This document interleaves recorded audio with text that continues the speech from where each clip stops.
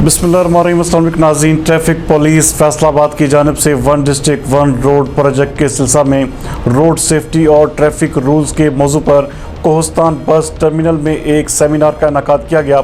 हमारे नुमाइंदा एक्सक्लूसिव जाहिद नफीस के मुताबिक इस सेमिनार में additional IG captain retired Zafar Iqbal Awan के अहकामात और SSP patrolling police Faisalabad region Chaudhry Farooq Ahmad Hundal की हिदायत पर पेट्रोलिंग पुलिस फैसलाबाद के वफद ने भी शिरकत की, जबकि इस मौके पर कोहस्तान बस टर्मिनल की इंतजामिया, ड्राइवर्स और स्टाफ भी मौजूद था।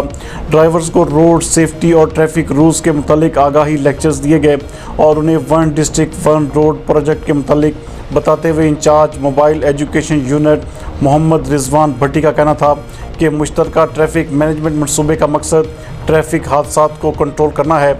इस दौरान SSP headquarter traffic Tariq Aziz, DSP headquarter traffic Shahzadi Gulfam और incharge mobile education unit traffic Hafiz Anayatullah ने भी सेमिनार से खिताब किया।